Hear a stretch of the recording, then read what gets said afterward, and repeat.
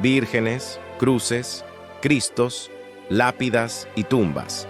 Las imágenes de un cementerio suelen incomodar y asustar a la mayoría de las personas.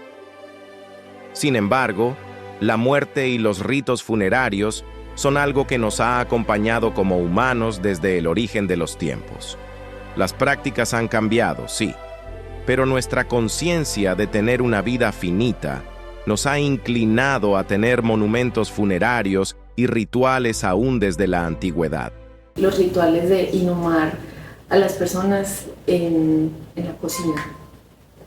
Eso es muy de la experiencia grecorromana y me llama mucho la atención porque tiene que ver mucho con el tema de la palabra hogar. El hogar de las casas es donde está el hogar, la cocina. Y ahí pues han habido hallazgos de hace miles de años donde inhumaban a las personas debajo de donde estaba el hogar en la cocina.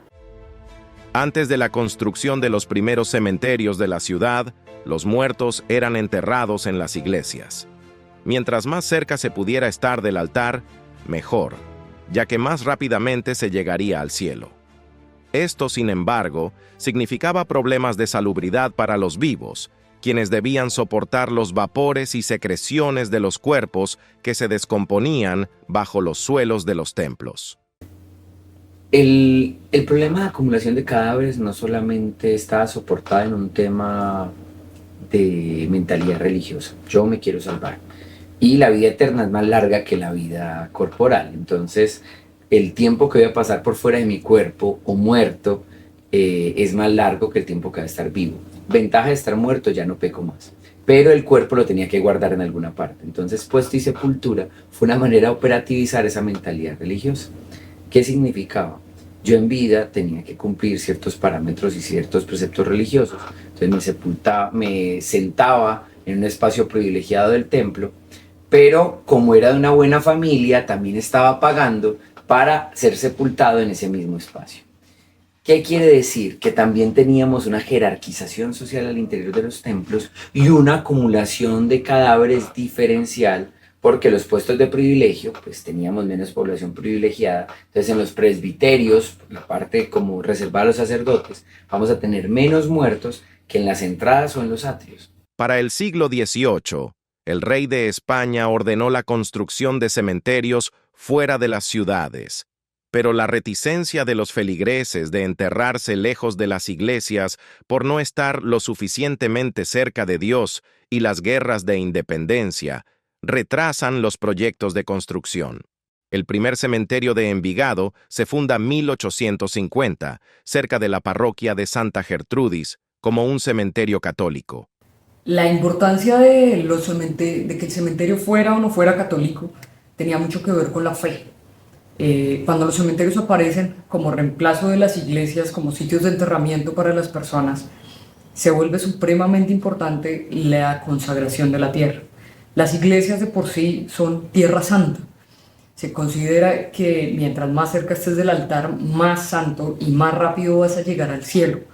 Por lo tanto, se vuelve una necesidad que los terrenos donde se van a construir los cementerios estén bendecidos, al igual que los terrenos donde se construyen las iglesias, porque para el ritual católico esto significaba una llegada más rápida al cielo y también te aseguraba una resurrección en el momento de la muerte.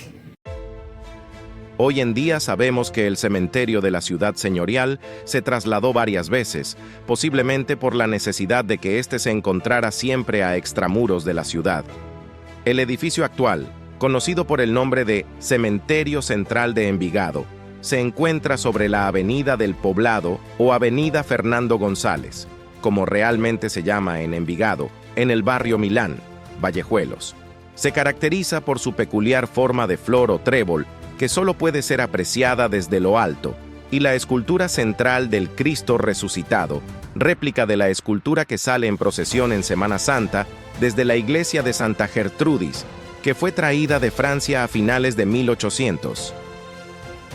Es también curioso apreciar que, a pesar de su antigüedad, hoy en día solo tenemos 2 tumbas en tierra de importantes personajes del municipio.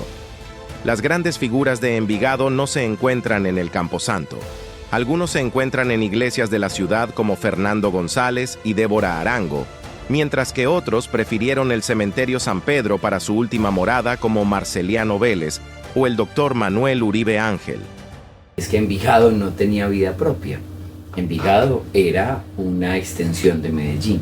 Entonces, ¿dónde ocurrían las cosas? Independiente de que estuvieras en la finca o que estuvieras ahí como un territorio, pues en Envigado tú dormías y vivías acaso, pero la vida pública se hacía en Medellín. Entonces el cementerio de Medellín, de esas élites de Medellín, era el San Pedro. Independiente que estuvieras en otra banda, que estuvieras en los sectores de Aná, o sea, por la actual Iguaná, o que estuvieras en el Poblado, la gente se iba a sepultar entonces, era en Medellín, porque era realmente a la cabecera que tú estabas. Obviamente como Envigado crece, pero es que es un fenómeno del siglo XX, como Medellín misma es un fenómeno del siglo XX, entonces hoy ya nos podemos hacer esas preguntas que son muy interesantes y muy lógicas. Pero hay que entender que los cementerios tienen exactamente la misma vida que las poblaciones que los crean. Entonces, si lo importante, comillas, ocurría era en el centro urbano de Medellín, los muertos también se iban a quedar en el centro urbano de Medellín.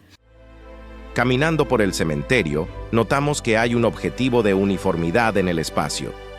Algunas de las lápidas han sido retiradas y cambiadas por lápidas provisionales de plástico, mientras que algunas, pocas, sí han podido quedarse. Las pocas lápidas conservadas, digamos como no uniformes, que podemos observar en el cementerio de Envigado, tienen características comunes. Generalmente son de mármol blanco y tienen imágenes. Tienen tallas en bajo relieve de imágenes de la Virgen, imágenes de Cristo, imágenes religiosas. En su mayoría son lápidas de mármol blanco. Este tipo de lápida hace recordar un poco a esas lápidas de principios del siglo XX, finales del XIX, importadas desde Europa y hechas en talleres italianos, en talleres franceses, y que llegaban aquí pues para el uso de las clases más altas. Por otro lado, el cementerio presenta un halo de soledad inusual. En el espacio encontramos maravillosos jardines con flores y árboles frutales, y sin embargo, en las tumbas no hay vida. No hay jardineras, decoración o fotos. No hay fotolápidas, estampitas de santos, vasos de agua u otros rituales funerarios comunes entre las personas de Medellín. La ausencia de personalización o rituales propios hace que el espacio se sienta frío, sin vida. Contrasta en gran medida con el color exuberante de las galerías del San Pedro, vibrantes en color, flores y muestras de amor y respeto por los difuntos.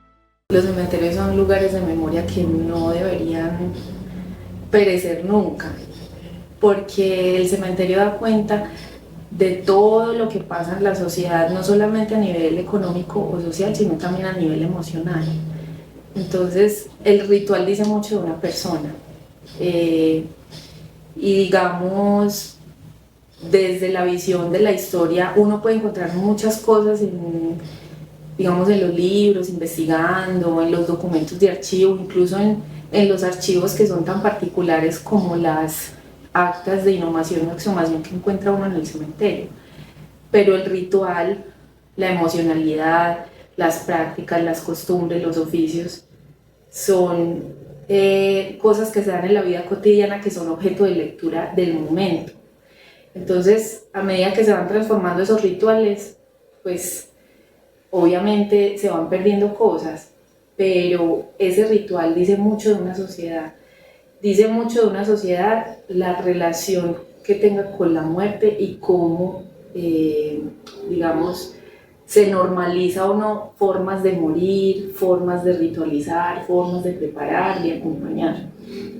Entonces yo creo que es un espacio de memoria que no debería perderse, independiente del ritual que la persona quiera cuando fallezca.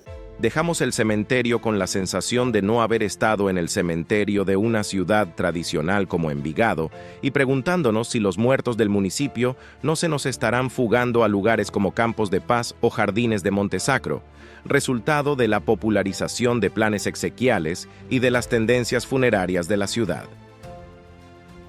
El cementerio central de Envigado, limpio y estético, tal vez demasiado, da la sensación de ser casi un no lugar. Está, pero no está. La gente, vivos y muertos, pasan por allí, pero no dejan huella de su visita y, finalmente, lo que tenemos es un edificio curioso en forma de flor, como si la ciudad de los vivos y la de los muertos no tuvieran nada que ver.